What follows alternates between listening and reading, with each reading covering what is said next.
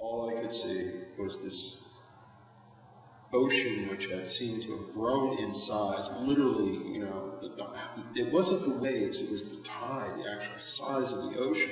It was so huge, and it was washing right to the south of the Coast Guard station there. At night, there was all kinds of stuff going on, but from my point of view, I live right on the bay, and it was just a lot of wind. I didn't think much of it, and the next morning, sun came out and it was pretty and all that jazz, and I was sitting there doing something in the living room, and all of a sudden I got a telephone call, and they said, hey, have you been out yet? I said, no.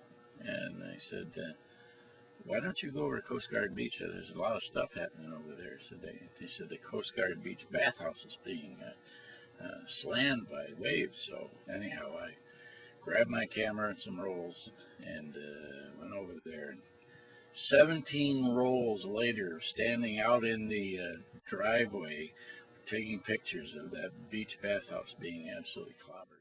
I remember that after I was so excited when I saw what had happened down at the beach, I came back and I actually used the payphone at the Salt Pond Visitor Center in very windy conditions. I remember it was very windy and wet, and called this is the days before cell phones, and called the radio station and gave a report about what I had seen.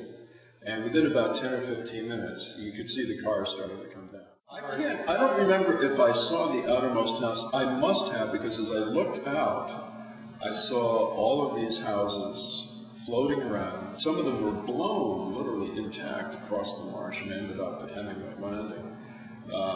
And I saw pieces of things washing out of the inlet, and it could have indeed been the outermost house. I was up in the cupola of the Coast Guard station and watched as the Outermost house lifted off its foundation and floated. It really wasn't destroyed, kind of like floated into the marsh south, and then appeared to go, at least the main section of the building appeared to go out the inlet, out to sea, with other portions of the building washing in the backside of the marsh. So I proceeded later in the afternoon down to Hemingway Landing and took some pictures of parts of the forecastle. This is what we called it. Parts of the forecastle all washed up on the edge of the beach there. Most of the outermost house ended up floating across and ending up on the shore at the Skiffield Fort Hill area. There were a few pieces of it that were left behind on the beach, some of the posts for the footings and that sort of thing.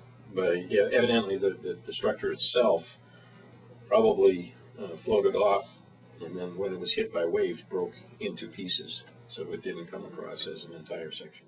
I was stunned. I just said, "Jeez," because it was like four posts sticking out of a sandbar.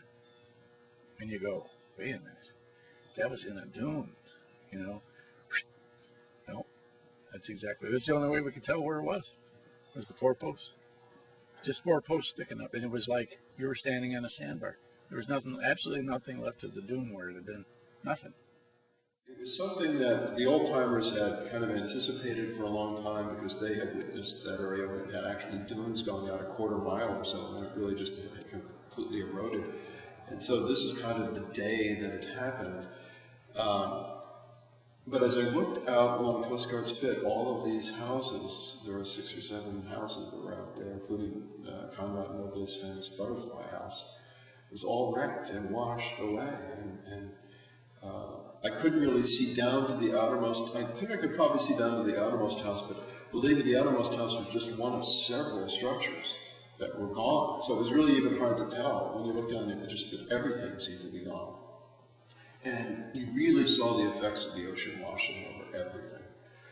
So it was awesome. And the only thing that was left was the bathhouse, which at this time was like out in the water somehow. I mean, the perspective totally changed. The parking lot had been buried, shattered, washed away completely. I mean, that's where the water came through.